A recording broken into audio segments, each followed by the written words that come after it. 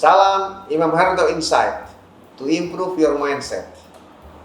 Dalam kesempatan hari ini saya sangat berbahagia sekali karena kedatangan 3 orang tamu mahasiswa unggulan dari Universitas Pembangunan Nasional Veteran Jakarta. Mereka ini datang ingin bertanya-tanya bagaimana menjadi orang yang bermanfaat, orang yang berguna, orang yang punya keterampilan soft skill, orang yang bisa mengembangkan mindsetnya lebih baik agar menjadi orang yang sukses. Sama seperti Anda. Untuk itu kita berkenalan. Di sebelah kanan saya ada Mbak Hiyarin, Mbak Hiya ya panggilannya. Ya, Pak. Kemudian ada Mbak Mutiara, kemudian ada Mas Kanza ya. Baik. Nah ini mereka bertiga mau bertanya-tanya soal bagaimana mungkin tentang pengembangan diri dan sebagainya ya. Kita dengar aja dan saya coba menjawab. Mudah-mudahan bisa menjawabnya dengan baik ya. Silakan Mbak. Iya. Jadi gini Pak, saya mau nanya nih, gimana sih caranya biar kita tuh bisa mengenal diri kita sendiri, kayak kelebihannya, kekurangannya, dan kita tuh tahu gitu potensi kita apa, biar kita bisa tahu nih kita bakalan melangkah apa gitu untuk kedepannya agar kita sukses gitu Pak.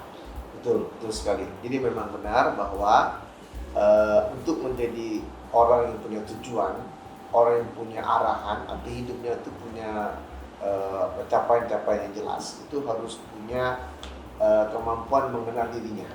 Ya, siapa dia, apa kelebihan dan kekurangannya. Makanya sebetulnya dengan setiap hari orang bercermin itu harus sebetulnya memperhatikan dirinya.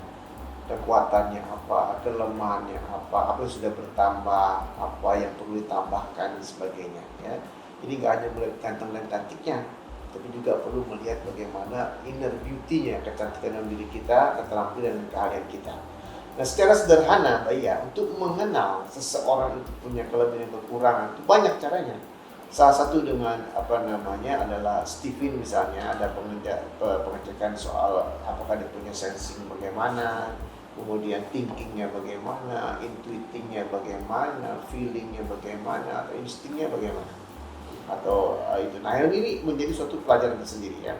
Tapi kalau secara sederhana nih, sekarang kalau tanya sama saya, nah, coba sederhana nih, coba tiga-tiganya, tangannya begini, bisa nggak? Nah ini mengenal orang, mau tahu dominan otak kiri atau otak kanan. Nah seperti Mbak Iya, ini kan jempolnya kiri yang di atas, sementara Mbak Mutiara jempol kanan yang di atas, Mas Hanza juga jempol kanan. Nah kalau jempol kiri yang di atas, artinya dominan otak kanan. Sementara Mbak Mutiara sama Mas Hanza dominan otak kiri. Apa artinya?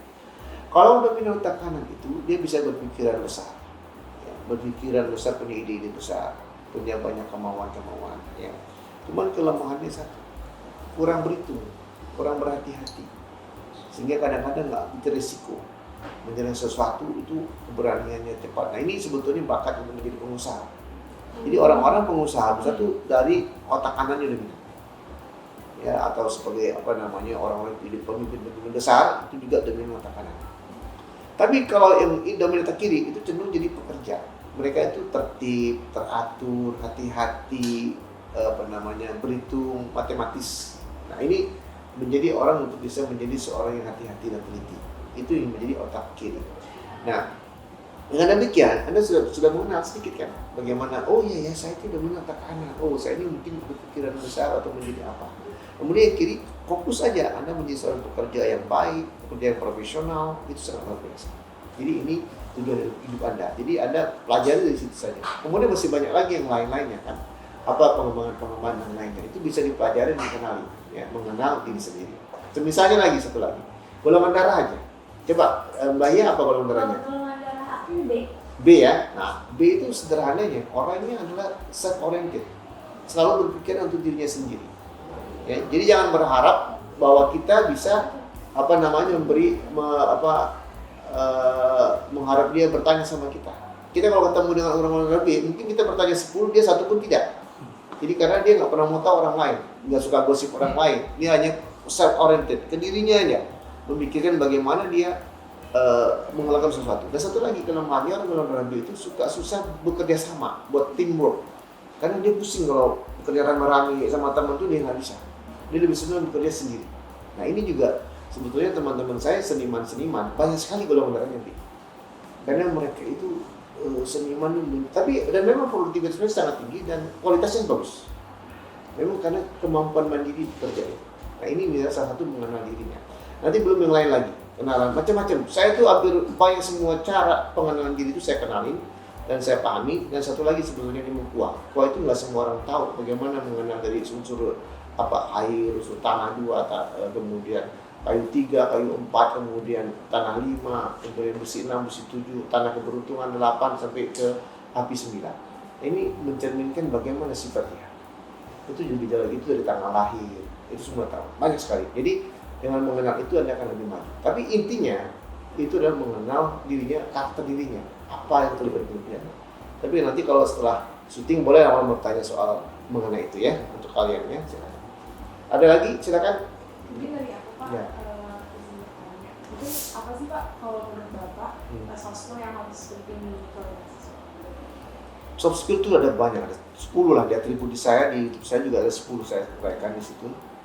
Tapi salah satu yang penting buat mahasiswa itu adalah bagaimana mereka itu, apa namanya istilahnya itu, pandai membawa dirinya, adaptability-nya. Tapi sebelum itu ada lagi yang namanya adalah istilah saya itu harus mengenal intelligent quotient, kecerdasannya dia, kemudian bagaimana emosional quotient dia, bagaimana dia bisa mengontrol dan mengendalikan emosinya. Ya. Nah kemudian baru dia adaptability, bagaimana dia mampu menyesuaikan diri atau istilahnya beradaptasi dirinya pada orang lain. Nah, untuk bisa beradaptasi ini modalnya adalah keberanian dan percaya diri. Jadi kalau dia nggak punya percaya diri, nggak ada keberanian bertemu orang lain, menyebabkan dia mau jadi apa? Bertanya pun nggak berani, susah ya. Jadi ini saya bilang saya paling senang orang itu kalau ada keberanian bertanya, walaupun pertanyaannya nyeleneh apapun nggak apa-apa.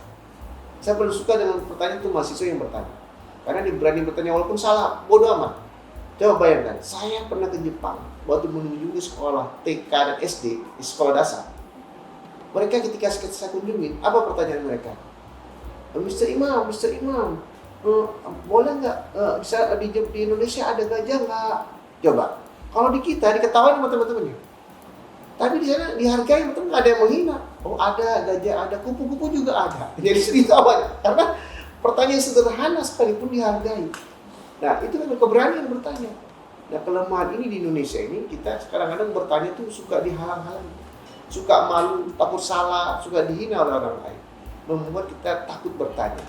Padahal ini modal untuk berani Anda menghadapi siapa saja.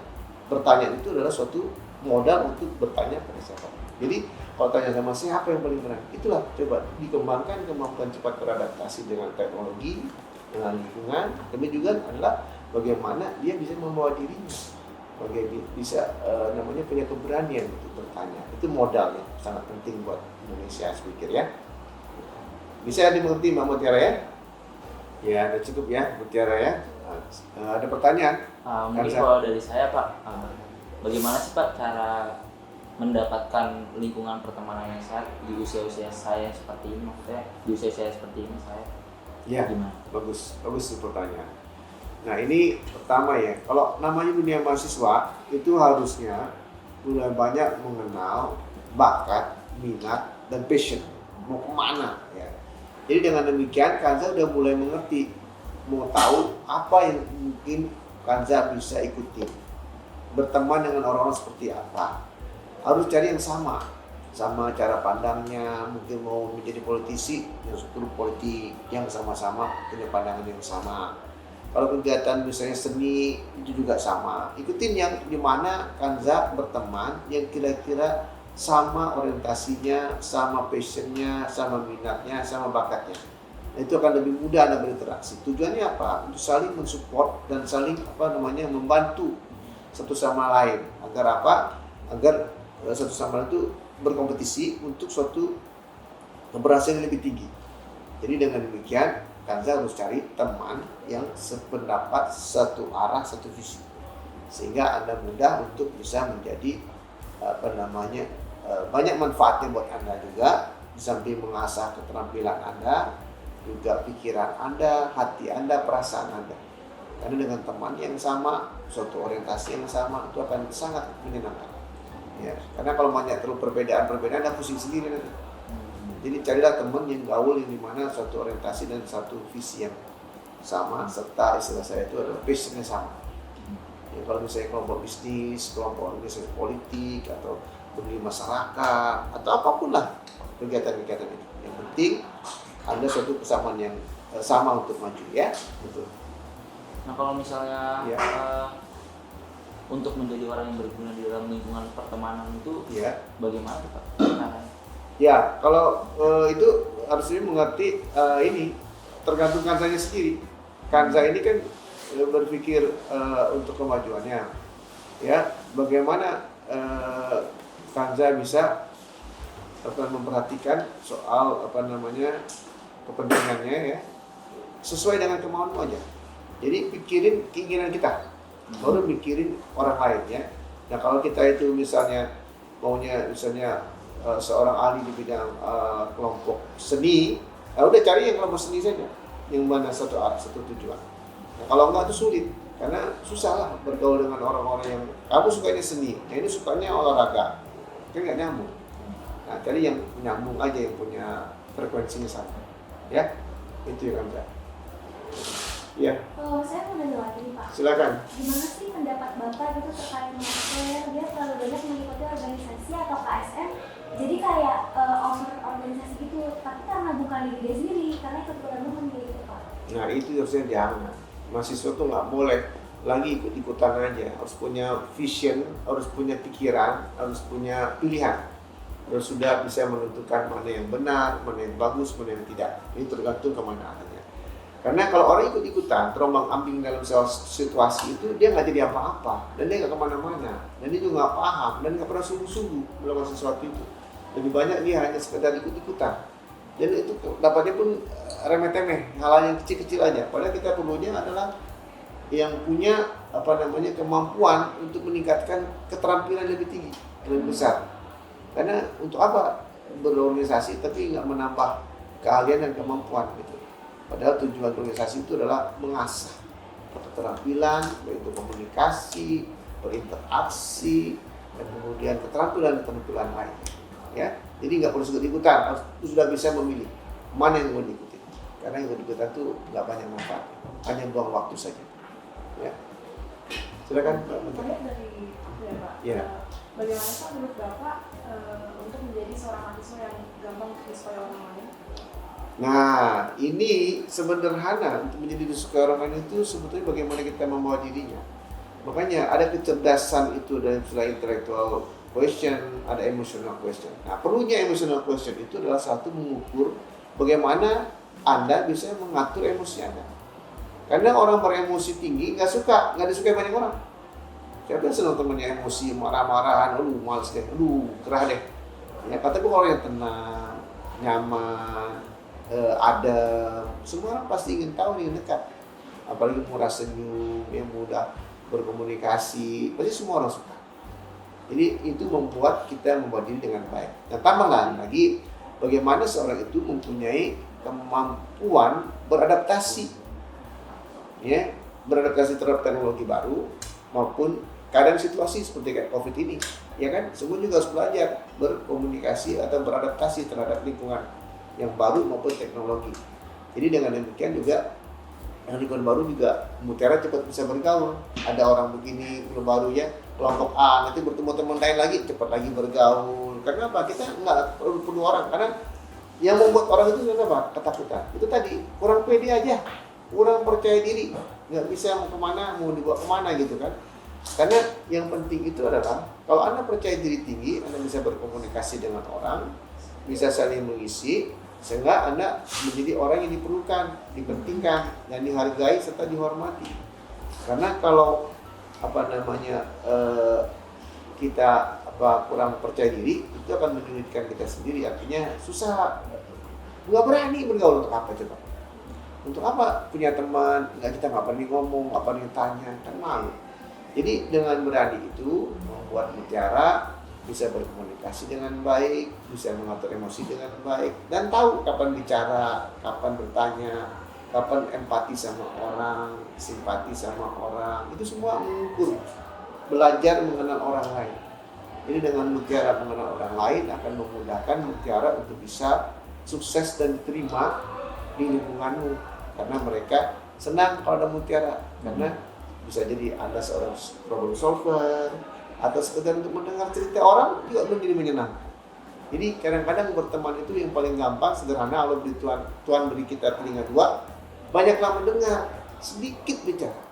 Itu juga salah satu modal untuk bisa berteman dengan baik, disukai banyak orang dan disukai oleh lingkungan. Ya.